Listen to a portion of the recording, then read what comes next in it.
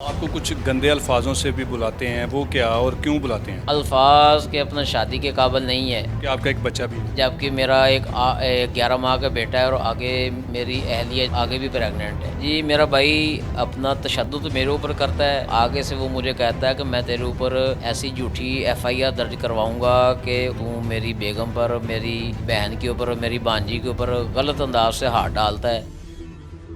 अस्सलाम वालेकुम नाज़रीन, मैं हूं AD मलिक और आज की कहानी इंतहाई अफसोसनाक है क्योंकि जब जायदाद की खातर आप देखते चले आ रहे हैं कि जी किस तरह अपने जो है ना वो खून के दुश्मन बन चुके हैं।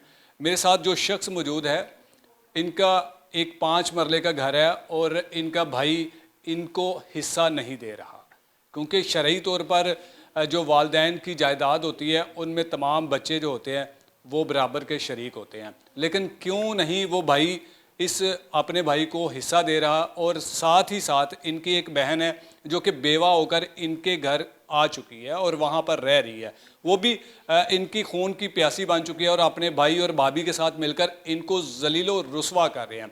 इन्होंने जब अदालत और मुकामी पुलिस से रब्ता किया तो आगे पुलिस ने इनके साथ क्या तावन किया ये भी इन्हीं से जानते हैं, और क्या वजह है कि भाई आपको हिस्सा नहीं दे रहा। भाईजान, क्या नाम है आपका? जी, मेरा नाम मोहम्मद अशरफ है जी। अशरफ साहब, आप क्या करते हैं? जी, मैं स्कूल टीचर हूँ। मैं तर्जमतुल कुरान का को डील करता हूँ। तो स्कूल टीचर हूँ मैं। अच्छा, क्या मसला है आपका और कितनी जायदाद है जिस वजह से आपका भाई और भाभी आपकी जान के दुश्मन बने हुए हैं? जी, 5 मरले का हमारा मकान है। तो इससे पहले तो ये मामलात नहीं थे, लेकिन अपना भाई जो है ना, वो मेरी सिस्टर, मेरी भाभी और मेरा भाई मुझे माली लिहाज से स्ट्रॉन्ग ना समझते हुए, कमज़ोर समझते हुए अपना जो है ना वो मुझे नफसियाती तौर पे दबाने की कोशिश करते हैं। और मुझे आए रोज़ कोई ना कोई इशू और बहाना बनाकर जो है ना लड़ाई झगड़ा पहले करते हैं। बाद में फिर मुझे कहते हैं, जब किसी पंचायत के अंदर मामला रखा जाता है कि मेरे भाई ने मेरी फैमिली के साथ ऐसा किया है या मेरे साथ ये हतकमेज़ मामला किया है, तो उस नुक्ते को रखने की बजाय वो सीधा ये कहता है ये अपना हिस्सा यहाँ से ले और चला जाए। मैं कहता हूँ जो फिर मेरा ठीक हिस्सा बनता है जिससे मैं आगे कहीं मकान ख़रीद सकूँ, मुझे वो दे। तो वो आगे से उस बात पे नहीं आता। अच्छा, भाई का नाम क्या है? वो आपसे बड़ा है या छोटा है? जी, उसका नाम मोहम्मद आसम है, मुझसे तकरीबन 1 साल बड़ा है। अच्छा, और आपके बच्चे कितने हैं? मेरा एक बेटा 11 माह का है। अच्छा, तो अब क्या कहते हैं, क्यों हिस्सा नहीं दे रहे? हिस्सा अपना जितना मेरा बनता है, जिससे कि मैं मकान वगैरह ख़रीद सकूँ, उतना हिस्सा नहीं मुझे दे रहे। कितने पैसे वो दे रहे हैं हिस्से में से? जी, तकरीबन मैक्सिमम खैंड सार के जो है ना वो मुझे अपना 10 से 15 लाख मुझे दे रहे हैं। और 10 से 15 लाख में 2 मरले का मकान एक बैकवर्ड इलाके के अंदर भी नहीं मिलता। आपको वैसे जो हिस्सा है वो कितनी अमाउंट बनती है जो आपको देनी चाहिए और आपका हक है कि वो आपको मिलनी चाहिए? जी, उसमें ज़मीनी हक़ाइक़ की शक्ल में हमारा मकान जिस जगह पे है वहाँ पर 12 से 14 लाख पर मरला चल रहा है। तो 5 मरले का हमारा मकान है, तो 60 लाख का तो हमारा मकान हो गया, 60 से 80 लाख का। और कंस्ट्रक्शन का लगा लें 20 से 30 लाख, तकरीबन 80-90 लाख का बनता है। तो उस हवाले से जो है ना वो 80-90 लाख कहता है, ये हिस्सा ज़्यादा बता रहा है।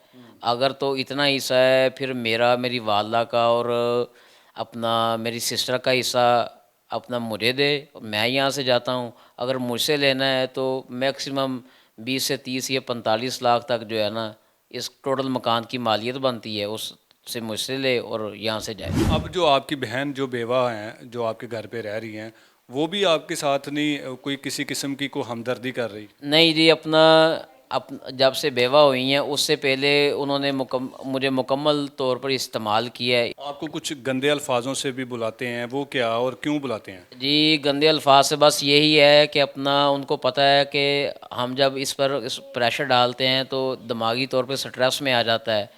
और स्ट्रेस में आकर कई कई मरतबा घर से बाहर भी रहा है, तो कोई ना कोई ऐसा एक्शन लेके घर से चला जाए, इसलिए वो इस तरह के अल्फाज इस्तेमाल क्या करते हैं। अल्फाज है वो, थोड़ा सा, ताकि नाजरीन भी ये जान सकें। अल्फाज के अपना शादी के काबिल नहीं है। अच्छा, जबकि आपका एक बच्चा भी है? जबकि मेरा एक 11 माह का बेटा है और आगे मेरी अहलिया जो आगे भी प्रेग्नेंट है। जबकि भाई का सिर्फ 12 साल में एक ही बेटा है। अच्छा। ठीक है, यानी कि उसकी तरफ से अपना मामला ऐसे नज़र आ रहे हैं कि जो वो मेरी तरफ अब मंसूब कर रहा है, जिसकी निस्बत कर रहा है, वो खुद उसकी तरफ नज़र आ रहा है, लेकिन मैं उसको ऐसा कुछ भी नहीं कहना चाहता। 23 दिसंबर को जब उसने मुझे मेरे ज़ाती घर में कमरे के अंदर बंद करके, बाहर में उसके हाथ में डंडे सोटे पकड़े हुए थे और वो कह रहा था कि बाहर निकलो, मैं तुझे मार दूंगा। जी, मेरा भाई अपना तशद्दुद मेरे ऊपर करता है और उसके रद्द अमल में अपना मैं कानून से तहफ़्फ़ुज़ मांगता हूँ, लेकिन आगे से वो मुझे कहता है कि मैं तेरे ऊपर ऐसी झूठी एफआईआर दर्ज करवाऊंगा कि उसकी वो मिसाल भी देता है कि तू मेरी बेगम पर, मेरी बहन के ऊपर, मेरी भांजी के ऊपर गलत अंदाज से हाथ डालता है, तुझ पर यानी कि जिनसी तौर पे उनको हरासा करने की कोशिश करता है। तुझ पर ऐसा मैं मुकदमा बनाऊंगा कि तू अपना अपना जेल से बाहर नहीं आ सके। आपने जब पुलिस के साथ रब्ता किया तो पुलिस ने आपके साथ क्या तावन किया था? जी, पुलिस के साथ जब मैंने रब्ता किया तो पुलिस ने सिर्फ थोड़ी सी अपना, जिसको हम कहते हैं कि आटे में नमक के बराबर मेरा साथ दिया। वो ये था कि मेरे भाई को थाने में बुलाया और मुझे थाने में बुलाया। कौन से थाने में? थाना सरगोदा रोड फैसलाबाद में। एएसआई फैज़ अहमद साहब थे। तो उन्होंने मेरे अपना, एक तो उनके बोलने का रवैया ठीक नहीं था, तो मुझे इससे अंदाज़ा हुआ कि अपना जो है ना, शायद मुझे इंसाफ ना मिल सके। और इस सारे सिनेरियो के पीछे जो आपके साथ ये सारा कुछ हो रहा है, कौन शख्स है जो आपको नहीं चाहता कि जी आपको उस मकान से या उस घर से आपको हिस्सा दिया जाए? जी, पहले तो अपना मेरी भाभी थी और अब भी हैं। अब उनके साथ साथ मेरी सिस्टर भी मिली हुई हैं और मैं इस बात को किसी हद तक समझता हूँ कि मेरा भाई जो है ना, वो अच्छी ज़हनियत का मालिक है, लेकिन उसका ब्रेन वाश किया जाता है और बाकायदा उसकी वाइफ ने ये स्ट्रेट फारवर्ड अल्फाज में कहा हुआ है कि मैंने अपने खावंद को हर तरह की बात बतानी है।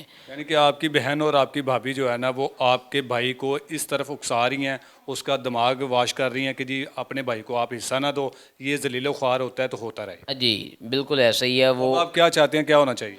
जी, मैं चाह रहा हूँ कि जब तक मेरे पास इतने माली वसाइल नहीं है कि मैं अपना जो है ना अलग से मकान ख़रीद सकूँ या मैं कोई किराए के ऊपर मकान ले सकूँ, तो मैं जिस अपने वरासती हकदार मिल्कियत वाली जगह पर रह रहा हूँ, वहाँ पर मैं चाह रहा हूँ कि नफसियाती तौर पे, जिस्मानी तौर पे, हर लिहाज से मुझे कानूनी तौर पे तहफ़्फ़ुज़ फ़राहम किया जाए और मेरा भाई और उसके जितने भी मिलने गिलने वाले हैं, कोई भी मेरे ऊपर किसी किस्म का तशद्दुद ना करे और मेरी फ़ैमिली के ऊपर तशद्दुद ना करे। जी बिल्कुल नाज़रीन, आपने इन साहब की सारी गुफ्तगू सुनी कि किस तरह से इनकी भाभी, इनकी बहन अपने भाई को वरगलाती हैं और वो नहीं चाहती कि हम इस भाई को हिस्सा दें ताकि ये अपने किसी घर में अपने बच्चों की कफ़ालत कर सके। अगर आपकी भी कोई इस तरह की कहानी है तो मेरे इस नंबर पर रब्ता ज़रूर कीजिएगा। अगली वीडियो में दोबारा मुलाकात होगी। अल्लाह हाफ़िज़।